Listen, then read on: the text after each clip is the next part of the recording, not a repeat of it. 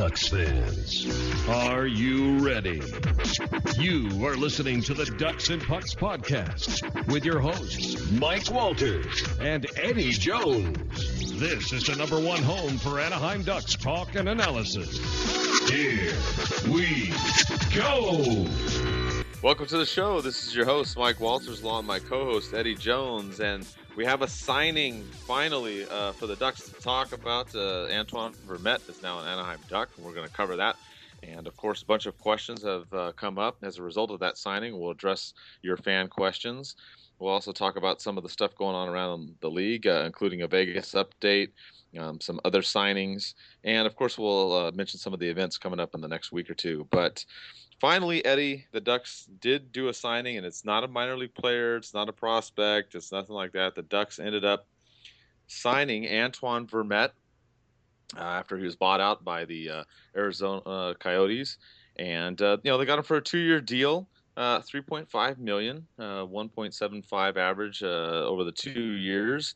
And what did you think, Eddie? It's a move that we talked about in the last show about doing a signing instead of a trade. So what are your thoughts on Vermette coming to Anaheim? Well, I like it. I like what he brings defensively. The Ducks tweeted out that since he debuted in 03-04, he's second in the league in face-off percentage, and he's in the top 10 in wins with over 7,000. So, for that aspect, it's good. I think this means we aren't going to sign Matt Cullen now, unfortunately. I know how much you and me both kind of wanted to see him come back to Anaheim, but Vermette does pretty much the same thing that Cullen would do, 5 years younger.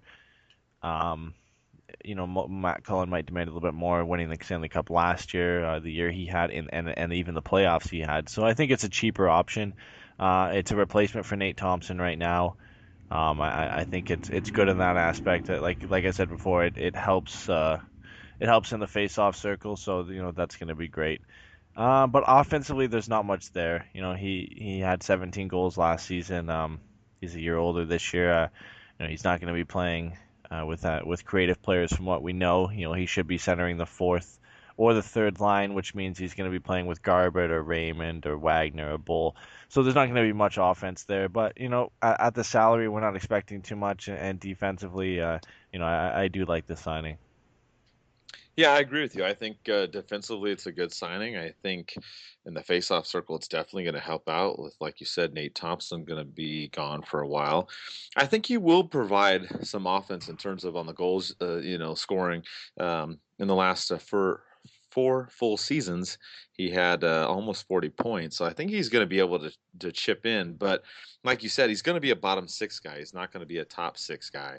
So that's part of the concern there. And he's likely going to play center, obviously, with his ability there. So I like the signing.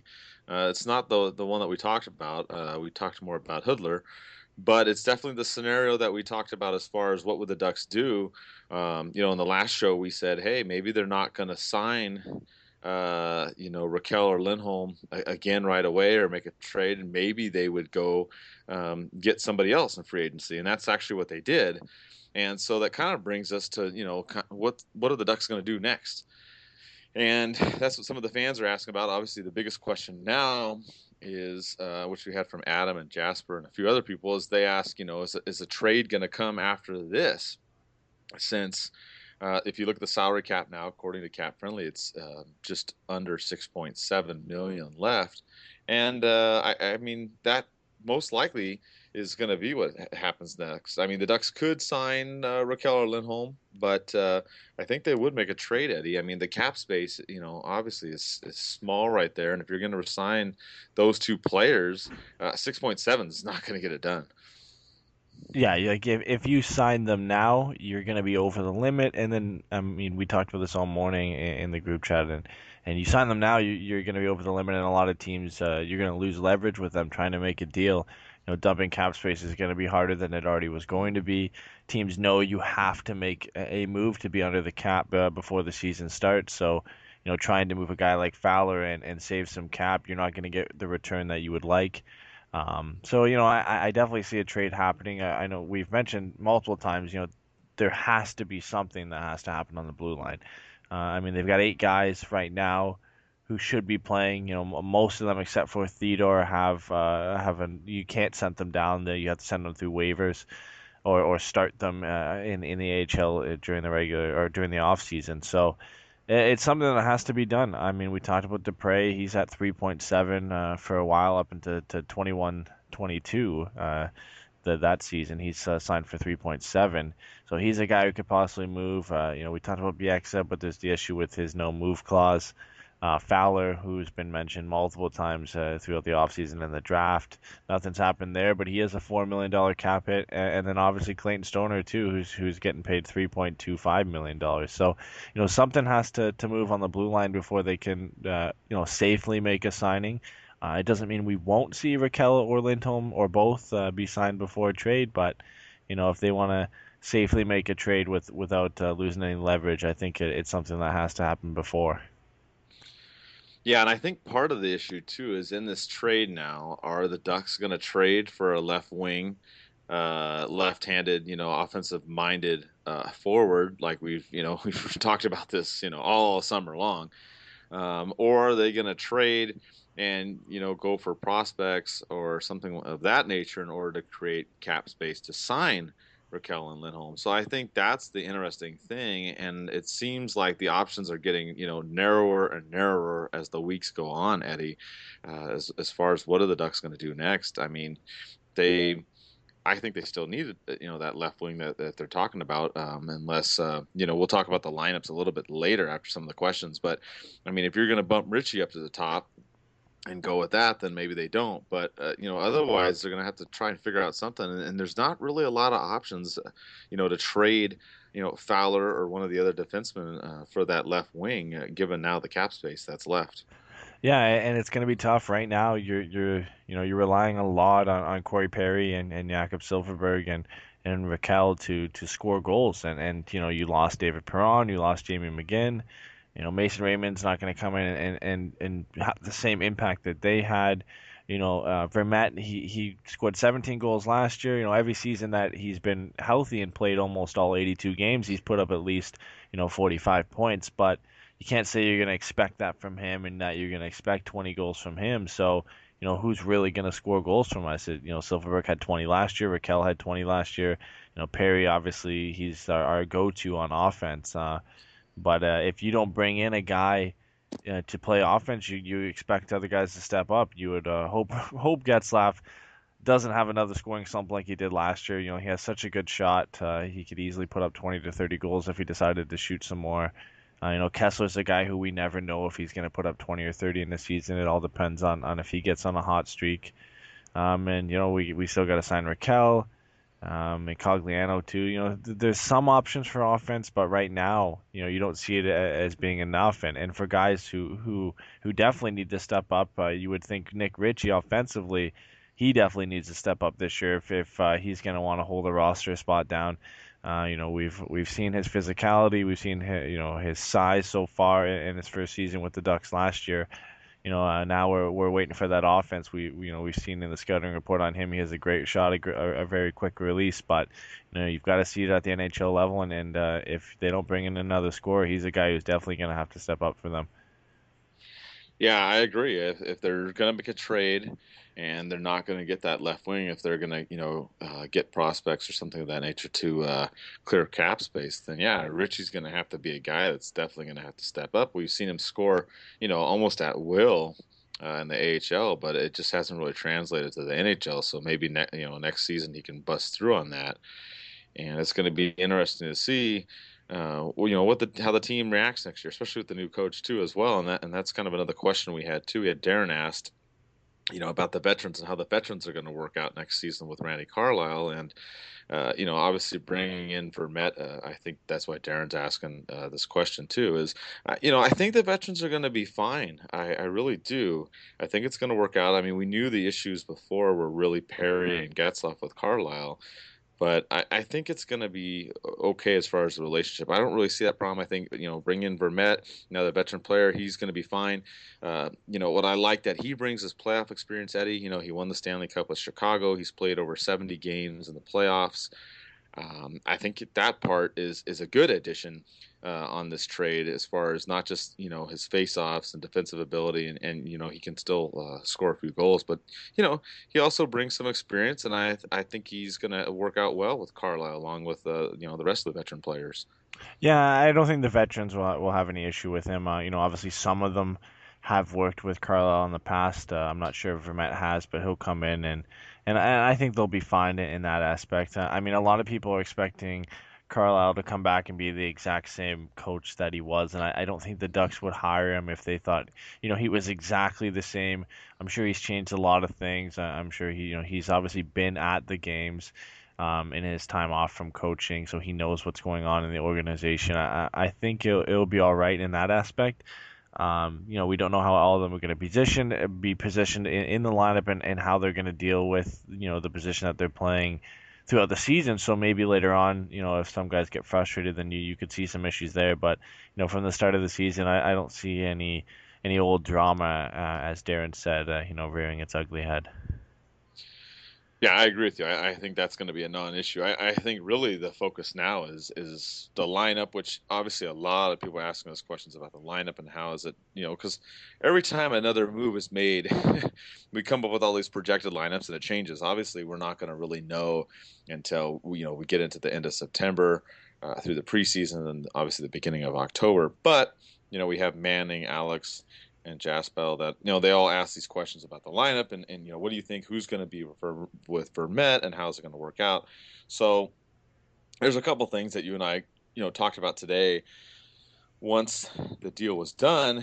And I mean, if we look at the lineup and we go by this assumption, which we don't know if this is going to happen or not, but if Rakell, Kessler, and Silfverberg are that second line and they're still together, if that's what Carlisle decides to do, we can kind of work around what we think the rest would be, and it really comes down to keeping Perry and Getzlaf together or not. And if they do, and they have them on the same line, the way I think it would kind of work, and you and I kind of looked at this, is you'd have them on one line with either Ritchie or Garbett, and then you'd have Rakell still centering that third line, technically, as they call it, or the Rakell line, with either Ritchie or Garbett, again, whoever's not with the Twins, and then probably Mason Raymond. So, I mean, you may have that situation. Then you'd have the fourth line would have Wagner going to the wing instead of the center, obviously, because Vermette came in with Bull. So that's something you and I talked about, Eddie. That could be the situation. It's still kind of too early to tell. But if they don't go get that left wing, I mean, you're going to have to probably see Ritchie with the Twins again, or you're going to see Garbett up there, which, he did do that during the season last year. The only other choice you could go with is you put Rakell back with the Twins, and then maybe you put Vermette with Ritchie and Raymond, and then Wagner back on the fourth line at center. That's another scenario. So there's a couple scenarios there. They're kind of interesting, but I don't see Vermette going anywhere into the top six. I still see him being on the bottom six, no matter how this lineup shakes out, Eddie. Yeah, and I don't think you would sign a guy, that's that good in the face-off circle and push him to the wing. I know he can play on the left, but for a guy who's second since his debut in face-off percentage across the NHL, I think you have to play him at center. If Nate Thompson was healthy, I think. Probably if he was healthy, the Vermette signing wouldn't have happened. But if he was healthy now or earlier, I think it would be easier to say where guys are going to line up. I think it would be easier to say that Rakell would probably play on the wing. Obviously Getzlaf and Kessler are going to play at center. We expect Vermette to play at center. So if Thompson was healthy, that would be easy to say that it's going to be 1, 2, 3, 4. I think the real question right now is, do you play Wagner at center or do you play Rakell at center? And it all depends on what they expect from each player. We know both of them can play on the wing. We've seen Rakell play on the left with Getzlaf and Perry. We've seen Wagner play on the right before on the fourth line. So there's definitely an option for both of them. I think they're both okay at faceoffs. I don't think it will make a huge difference on a team, especially with Kessler and Vermette, like we mentioned. But it all depends on how they want to line up like that. Right now, with the lack of scoring options, if you decide to just stock up and put Getzlaf, Perry, and Rakell on one line, that's definitely an option. But what we saw a lot of last year and splitting up Getzlaf and Perry, right now it's kind of hard to do, especially if you do keep Kessler and Silfverberg and Cogliano together, because there's not really anybody you can put with Getzlaf if you play Rakell with Perry. You could put Garbett with them, you could put Mason Raymond with them. There's Jared Bowl or whoever else. I mean, there's Nick Ritchie, but there's not a lot of scoring options to put with him. And then you're relying on Getzlaf to shoot the puck more, which is something we don't see from him that often. So Right. it's a hard thing to do right now, and I know we mention it every week on the podcast. It's hard to do to predict what the lineup's going to be. We're assuming that Kessler's line stays together, but there's a possibility that it doesn't. So it's something that we kind of just have to wait. We have to kind of wait until the beginning of the season, see who's here and who's not, if a trade's made, who we have to work with. So, right now we can speculate, but that's pretty much all we can do. Yeah, and I agree with you. I mean, I think if you take Rakell and you put him on the wing position, which, I talked to him last year in the summer, and he had talked about wanting to play on the wing more, as opposed to center. But if you take him and put him with the Twins, I mean, your top six is phenomenal. But then the problem is your bottom six isn't. It's not really as balanced. I think the team is a much more balanced team with Getzlaf, Kessler, and Rakell as each on their own line as the centers. I think that's a much better formula. I mean, I think maybe you could bump Perry with Rakell, which we did see that before, but then you got the problem of who goes with Getzlaf, like you said. I mean, you're going to put you could put Garbett and Ritchie. You could put Mason Raymond and Ritchie. You could put Garbett and Raymond. I mean, you could do something like that. I just don't know how well that line would work out with Getzlaf. So, at least for now, and it's still early, I would keep the Twins together. But you're right. I mean, it's a little difficult trying to pan this out. I do like more of a balanced attack though, and I do think Rakell should be on his own line as center, as you said. And I like the way the Ducks would look, at the center position with Getzlaf, Kessler, Rakell, and Vermette. And I think again that's the strength of the Ducks right now is the center, and obviously the wing position is still the concern for them on offense. Yeah, and really the question is do they go out and maybe sign a guy like Quidler who is still available? Right now with the cap being as it is, it doesn't seem like a likely option. And there's obviously still the possibility of a trade. We mentioned that a trade pretty much needs to happen on the blue line to see a guy come in. But it's something like maybe we see Rakell start at center. And then when Thompson's ready to come back, he might get shifted to wing. It's always nice to have a guy who's able to do that, and you don't lose any of his offense by pushing him to the wing. So it's a nice option to have. But on paper, losing so many guys who could put the puck in the back of the net, losing McGinn, losing even Chris Stewart, losing David Perron, and all you've really brought in is Antoine Vermette and Jared Bowl. And Mason Raymond, and the replacements that they brought in right now, that they're not really ideal for the situation the Ducks are in. So it's something that they're definitely going to have to address, and they're slowly running out of time. Yeah, I agree. And, I thought it was interesting, some of the comments by Vermette. Obviously, he had mentioned today that the Ducks were in the mix and, that he's happy to come to Anaheim. And he also talked about the Ducks being a cup contender. And, honestly, I disagree with that. I mean, like we said, we're very positive about the team and everything, but we're also pretty objective. And right now, this team is not a cup contending team. I'm sorry. That's just not the way it is right now. Not yet. And I mean yet because I still think that there's moves left, and I still think that there's things that are going to be done, and that the Ducks are going to be in a better position come October. But as of today, right now, in the middle of August where we're at, they're not a cup contending team. They really aren't. I think they'll make the playoffs. I think they'll have a decent season, yes. But are they going to compete with the Chicagos and LA who started to do better? We'll see how they do next year.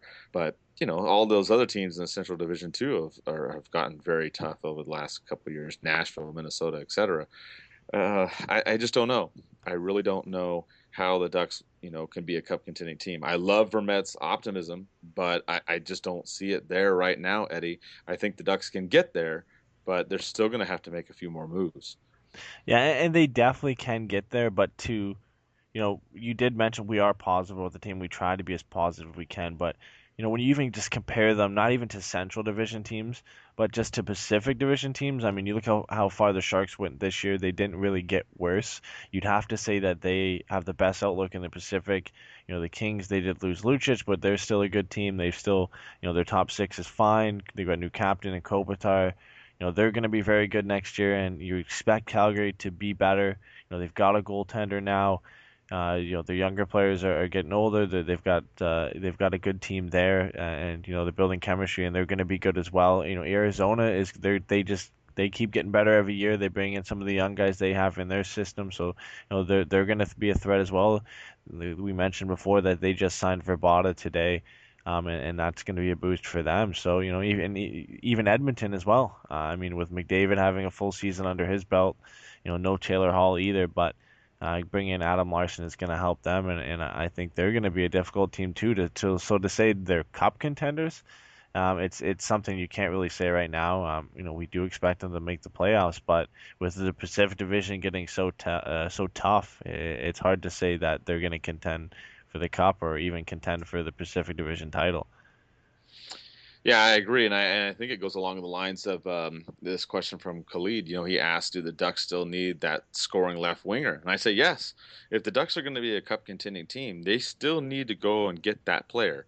If they get that player and they can get him to play with the Twins on the top line, then yes, absolutely. And I mean, you and I have talked about Hiller before, and obviously with what's gone on with Vermette and the cap now, it's kind of a difficult situation. But yes, the Ducks do need to still get that player. How they're going to do it? Well, it's going to be interesting. They're going to have to figure out some way of doing a trade from the blue line, as we talked about from before.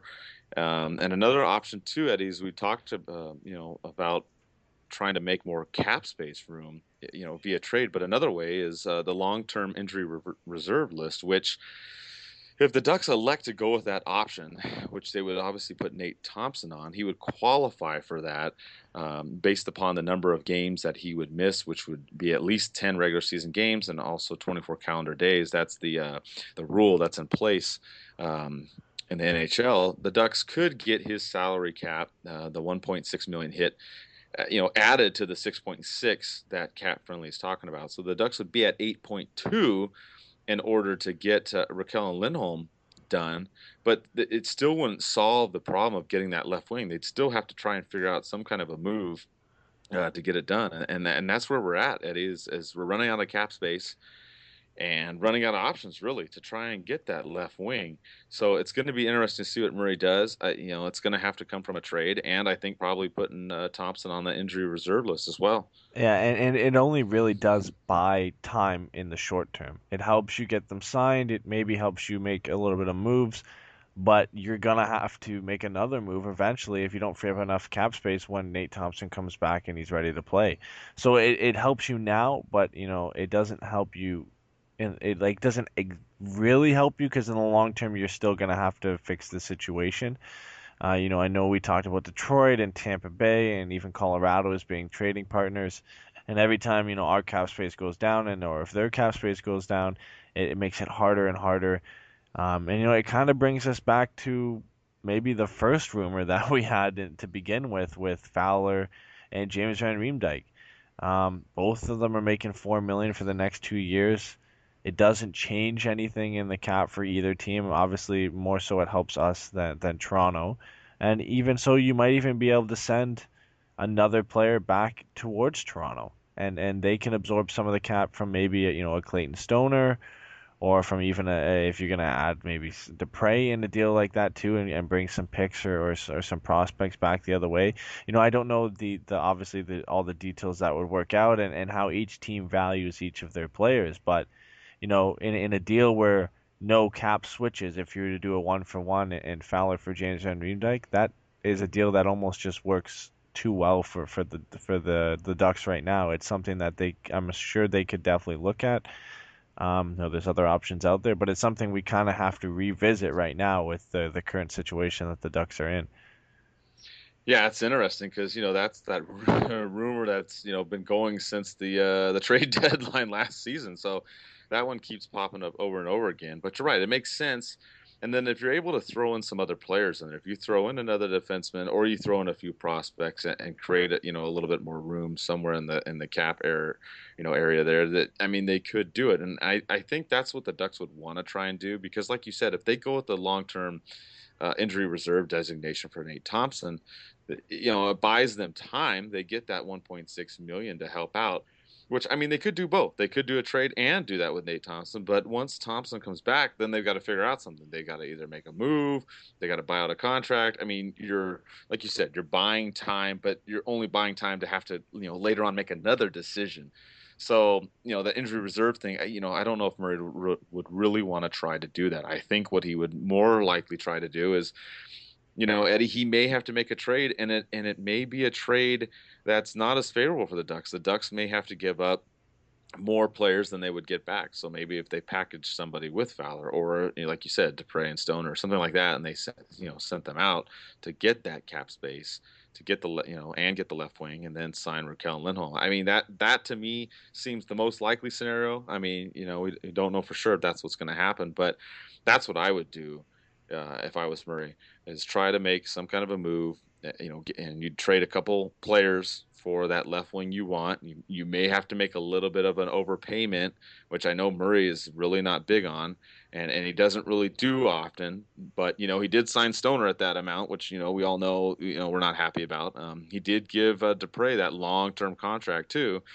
So maybe he does that, Eddie. Maybe he does a little bit of an overpayment on a trade, but it creates the cap space to keep Rakell and Lindholm and get the left wing. I mean, that'd be a win-win for everybody if he was able to pull that off. Yeah, but it's definitely, by no means is it going to be easy. They've kind of backed themselves into a corner here. It's not one that they could have easily avoided either, with the contracts that they've signed and having to re-sign key players right now. And you look at the impact that Rakell and Lindholm had last season. It makes them more valuable. So signing them is difficult, and obviously losing players like Perron and McGinn, it leaves you bigger holes to fill than you would have liked to see. So making these trades, it's going to be hard for him, and the ideal situation for us is that they can bring in a left winger. We can move out a couple defensemen to free up space for the likes of Theodore to come up and play, and also free up some cap space to get these guys signed. And that's the ideal situation. And like you said, maybe you might have to overpay. Teams know that the Ducks are kind of desperate right now to move some cap out to sign these players. You might have to give up a prospect or two that you didn't really want to have to give up, or some picks, or another roster player that you might not have wanted to give out in that deal. But right now they don't have too many options where they're going to win on a trade. So it's something that I'm sure he's been working on ever since the draft. The Fowler rumors have never really died down. So we play this card pretty much every podcast, but it's a wait and see thing. It's a wait and see game. The off season's always a wait and see. Last year was wait and see when Silfverberg would be resigned. Now it's wait and see what's going to happen with Rakell and Lindholm. Wait and see who's going to be traded. So it's something that is always present in the off season, and it's something we're just going to have to wait and see before the season starts.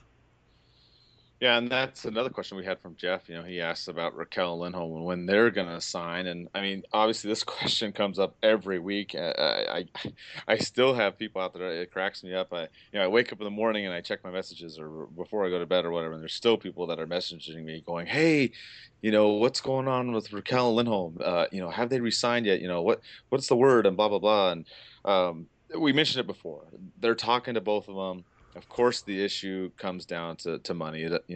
Obviously, like 99% of the time, always comes down to money. Part of it's probably term too, given what's going on here. So I still think they'll get it done. Hopefully by the end of August or early September. That's what I'm really thinking will happen. Granted, this thing with Vermette kind of puts a little bit of a wrench into everything.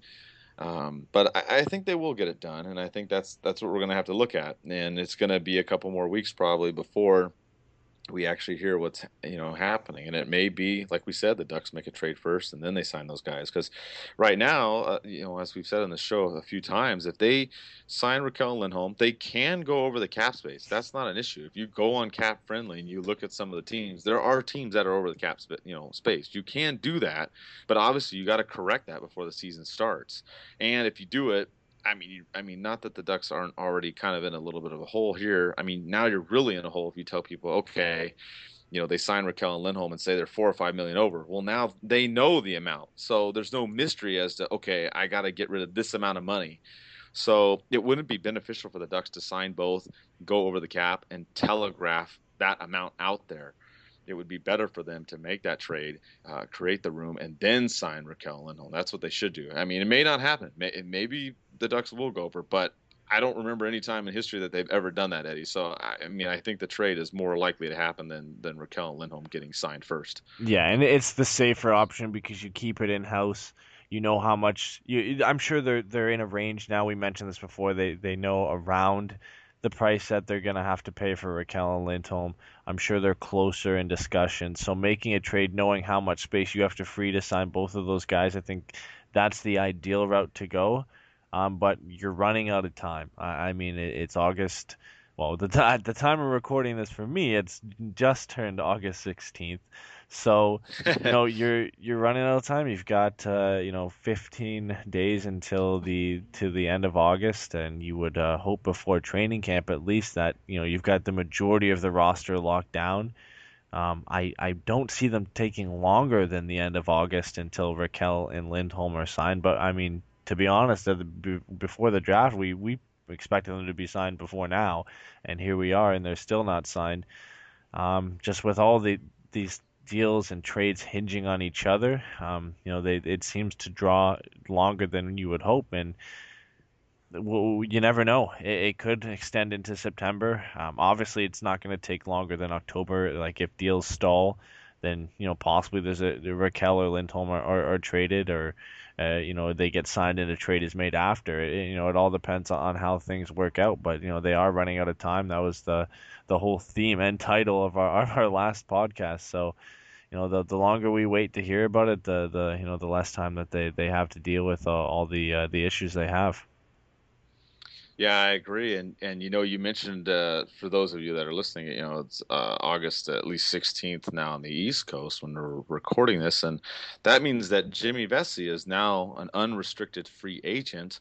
And some of you have asked about him and whether the Ducks are in pursuit of him.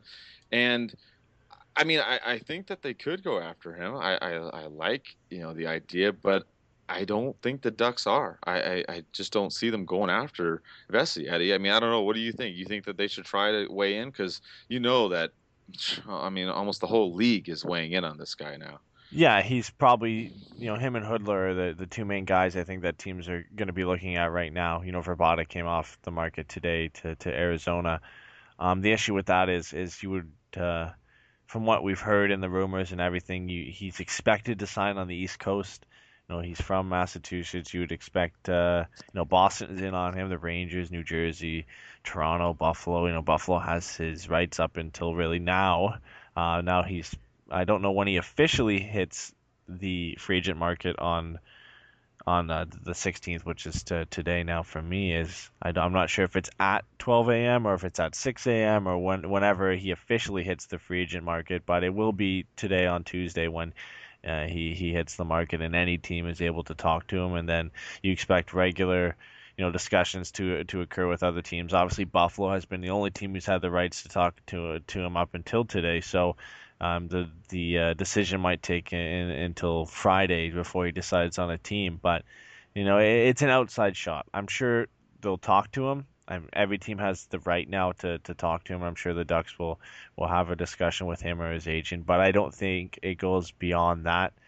I don't think he wants to play on the West Coast. I think he wants to be closer to home. Jack Eichel is his friend. Buffalo had his rights for a while, so I'm sure they've had plenty of discussions with him. Boston is probably his hometown team. New Jersey, the Rangers, they're all on there. I believe I think it's his dad is a scout or something for the Toronto Maple Leafs, so there's always that connection as well. So I just think there's too many places where he would want to go or where that are likely for him to go on the East Coast, that the Ducks just really aren't a viable option for him right now.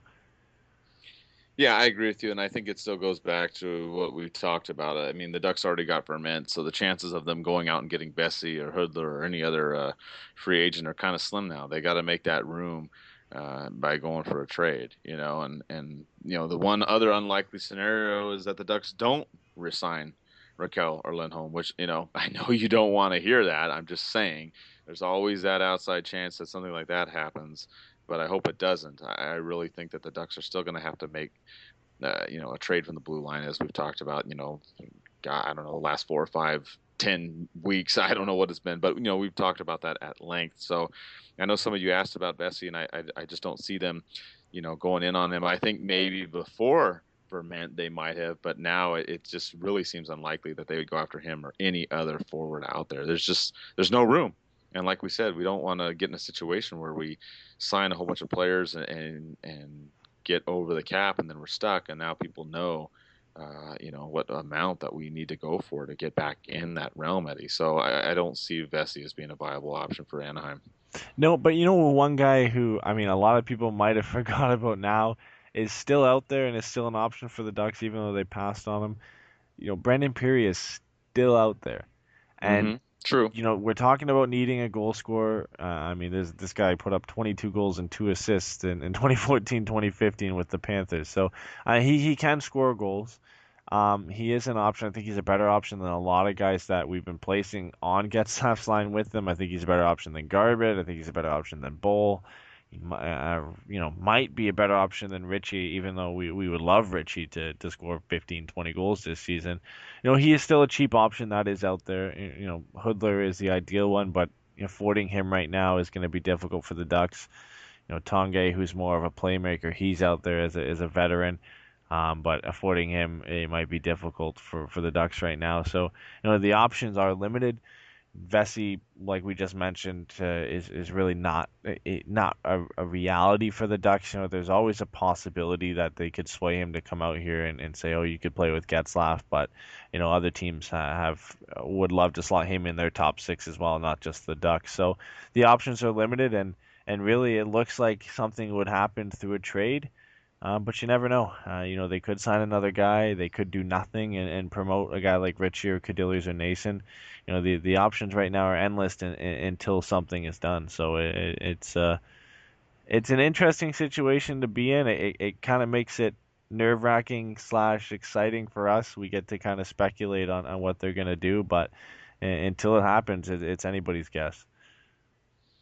I agree. And, one other little point about Vermette that I want to bring up before we start talking about some of the other league-wide news is that he was signed for 2 years. And this goes back to the expansion draft rule. And so in order for the Ducks to go with, I believe it was option A, where they want to protect, 7 forwards, they have to have 2 that are at least signed through 2017-18 and play a certain amount of games in those either next season or the 2017-18 season. So that's why it was a 2-year deal. If some of you are out there wondering why they do 1 and not 2, and that's the reason why, because now the Ducks have 8 forwards signed through 2017-2018. They get a deal done with Rakell, that would put them at 9. So then they would be good to go to qualify to protect more of the forwards if that's what they decide to do. And we've talked about this before. They might not. They might want to protect more defensemen.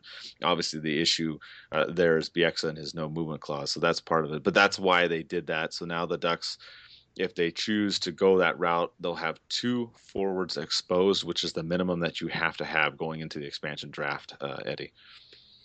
Yeah, and it just helps them in that situation. We talked about it with a couple other guys that the Ducks signed, and being able to expose them to Las Vegas, and it just helps them. I don't think he's a guy they end up protecting for sure, but like you said, it allows them to go with option A and to protect the 7 forwards and the 3 defensemen and the goaltender. So I think it allows them to go that route.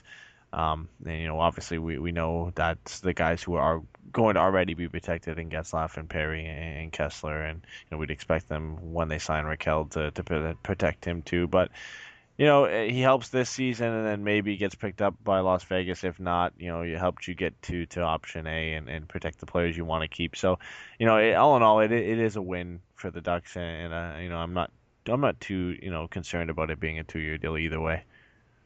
Yeah, I agree. And you talk about the expansion draft in Las Vegas. We have a little bit of an update there. They decided to come up with some names that are, revolved around using the Hawks in there, the Nighthawks, and a couple of these other names. And I guess this was short-lived, Eddie, because a lot of people did not like the fact that they were using the Hawks, even though it's not the Blackhawks, but it's not really original. Again, kind of like what we said about the Black Knights, and the Army has that as their mascot, and now they were looking at the Hawks, even though it had nothing to do as far as like with Chicago Blackhawks or anything like that. But just the word itself, it really didn't seem to go over well. So, I mean, Vegas is still trying to figure out what they're going to do. And I don't know. It's a tough situation for them, Eddie. Thanks to social media, they've gone back to the drawing board. So, yeah, I mean, I wasn't really a fan of having two Hawks, even if, Blackhawks were more of a native tribe thing going on, and the Vegas was looking more into the military side with the Nighthawks and the other names that they had. But I'm kind of glad that they have to go back and rethink it and choose something. And obviously, I'm not sure if they released it purposely or if the fact that it leaked out that they were deciding between those names. But in the end, it was kind of a good thing because now they get to go back and rethink it. I mean, imagine if they had confirmed that they were the Nighthawks and then received all this backlash. They wouldn't have been able to withdraw it then. So I think it's a good thing that it came out when it did and allowed them to rethink this and then come up with a better name.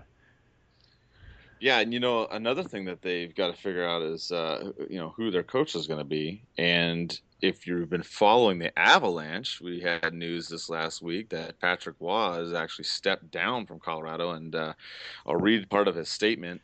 Had a lot of interesting responses too, but part of his statement on here that's kind of important, or at least the key of the discussion out there is he said, "quote I have thought long and hard over the course of the summer about how I might improve this team to get it the depth it needs and bring it to a higher level. To achieve this, the vision of the coach and the VP hockey operations needs to be perfectly aligned with that of the organization. He must also have a say in the decisions that impact the team's performance, and these conditions are not currently met." And that's what Patrick Waugh says. So now he's out of Colorado. Maybe he could try to go to Vegas. I don't know. I mean, that's something that some people have talked about. But I thought it was interesting what happened, because as soon as that came out, the reactions were kind of all over the place. Some people were upset because he still had time left on his contract to finish. Other people thought he was kind of being a little bit, for lack of a better term, basically being a crybaby. That's what some people are out there saying, and other people just said no. He thinks that they just weren't working as well together as they should have been, and it's better that he pulled the plug instead of trying to do something that was going to be futile in the end. I don't really have an opinion of it one way or another. I just was really surprised when the news came out. I was really shocked, Eddie. I was just like, what, he's leaving? I mean, if he doesn't get picked up by another team, I'm going to miss him trying to break the partition at Honda Center. I mean, we don't have Boudreaux. I mean, I don't know if he'd get mad at Carlisle and try and push it too, but I mean, I'm going to miss that and stuff like that. But he does have somewhat of a temper, obviously. We all know that, but yeah, it's just a shocker to me, Eddie. What did you think about Waugh saying, bye-bye to Colorado? I think the issue for me is from what I heard, he only had, I think, 1 year left on his deal. And I'm not sure why he couldn't just stick it out for one season, and if he still didn't like how things were going, then don't re-sign a new contract.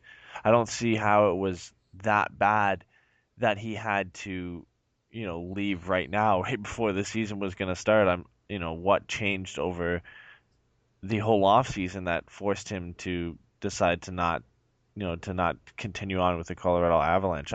Obviously we're not hearing the whole story. It just seems a little bit weird that you would announce it in the middle of August and that all of a sudden something's changed since the draft and early free agency.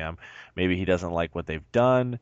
Maybe he doesn't like the possibility that they haven't made a trade or brought in anybody to strengthen their team. I'm not sure. They still have a relatively strong team with McKinnon and Landeskog and some of the young guys they have coming up. They re-signed Tyson Barrie. Varlamov is still there. They have a decent team. It's just a little bit surprising, and I'm a little bit disappointed that he decided to go that route with a year left on his contract. I feel like, he could have just been a professional and stuck it out for one more season. I doubt it was that toxic of a situation that he felt he had to leave. He has I would assume he would have a good relationship with former teammate Joe Sakic as a general manager, but obviously something went wrong with the two of them, and it was kind of surprising to see that with them obviously being longtime teammates and you would assume longtime friends. So obviously something soured in that relationship, and he just had to get out of there. I mean, it is disappointing, but in the end, you kind of have to respect his decision that he decided to leave. So Yeah, I agree. I think that there is more to whatever's going on, and hopefully maybe we'll find out. This day and age with social media and stuff like that, it's difficult to keep things under wraps. So maybe we'll have a little bit more knowledge in the next couple weeks or whatnot. But maybe part of it is, like you said, the way that the direction of the team, because there was talk too about Colorado and the Ducks making trades, and you remember Landeskog's name came up too, which I don't know how likely that was going to happen with Fowler and whatnot, as far as the amount of salary involved and whatnot like that. But maybe it was something along those lines, not necessarily with Anaheim, but maybe there were some deals out there that could have, been made, and maybe he felt certain ways and Sakic other ways. I'm just speculating, but I'm just saying that, that could have been something that maybe soured it a little bit, Eddie. yeah, for sure. And in my opinion, I don't think it's something to leave over, especially with 1 year on your contract and being so close to the regular season that they're kind of scrambling to find a coach, especially with the ties that he has with that team and his career with that team.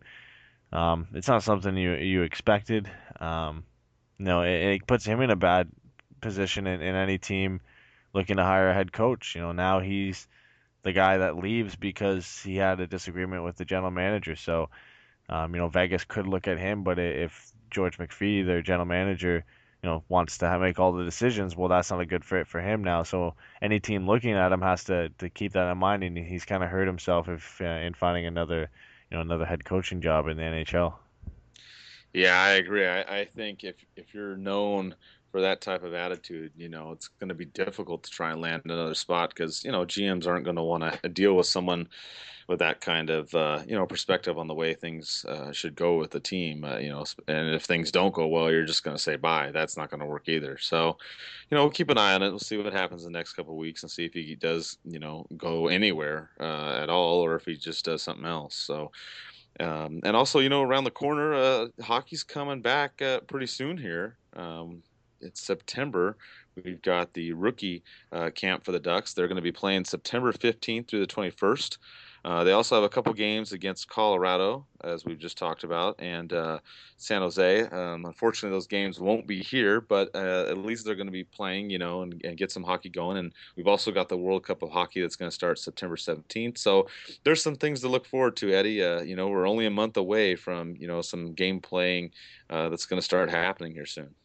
Yeah, it'll be nice to finally be able to watch some hockey again. Obviously, I don't think any of rookie camp will be broadcasted, so we won't be able to see much of that. Or at least, I mean, you guys probably will, but up here I won't be able to see much of that. But it'll be nice to have the World Cup of Hockey and be able to see some of the Ducks players play. Obviously, Gibson will be there, former Ducks player, and Freddie, Getzlaf, or actually, no, sorry, not Getzlaf.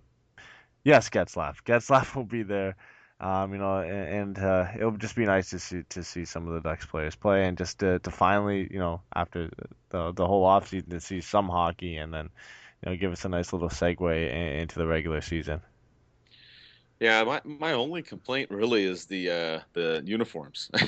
If you've seen them, they've now put them on NHL Shop and a few other places you can go buy the uniforms. And I don't know, I wasn't really that excited, Eddie. I don't think I'm going to purchase any of the uniforms. I just thought that they were okay. They weren't terrible, but I don't know. I just thought that they could have been a little better. The North American one's a little weird. It's kind of orange and black, almost kind of like could be like a Ducks type theme jersey, but I don't know. I just thought it was kind of interesting. I mean, obviously they're not going to be wearing these jerseys that much. I mean, only the World Cup of Hockey, but I don't know. I just didn't really like how they looked, so I wasn't a big fan of that. But I am a big fan of course, watching the games as they come on here soon. And another game that's coming up too, as well, is the Fedorin Cup. It's coming up on August 20th. I don't know if there's any tickets left, but if you want to look, you can go to ASFA FedorinCup.com and get your tickets. As I mentioned before, I'd highly recommend the VIP package. You get in early and get some bonuses for that. And Getzlaf will be there playing that as well, so you can look forward to that coming up this Saturday, August 20th. Hope that you can make it and be out there. And another event coming up this week too is the Ducks Angels co-branded theme night, which is happening on August 16th. The Angels are going to be having these jerseys for batting practice. They're Ducks Angels jerseys, more Angel themed, which I know some of you weren't too happy about. There wasn't as much Ducks in it, but it's an Angels logo with the Ducks D, and then you've also got the Ducks logo on one sleeve there of the jersey. But they're going to have that for warm-ups, and Getzlaf will be there too at this event. He's everywhere this month and next month, but he's going to be at that along with a couple other Ducks players as well before the game. I will be there, so if you can make that, that would be great. And that's really it. That's all that's really coming up. The only other thing, like we said, is if you want to get some tickets to the opening night, make sure you go to tpnhockey.com. You can buy any item on there, and you'll be entered to win some tickets for opening night, and we'll have a drawing for that. And I guess one last thing too is if you want to help raise money for the Fedorin Cup too, Phil's doing his goal call thing again. If you go to philhewitt.com and then goal G, 3 O's, 3 A's, and 3 L's. So goal like he does in his Anaheim Ducks goal, but without Anaheim Ducks. You can go on there and do a donation, and he'll make up a goal call for you with whatever players or yourself in there, and it'll help go towards fighting cancer. So that's another good thing to look for, and please do that. We're trying to raise some money for ASFA. And that's it. And we'll see you hopefully in a week and see what's going on. Maybe the Ducks will have another move by then. All right, let's go Ducks.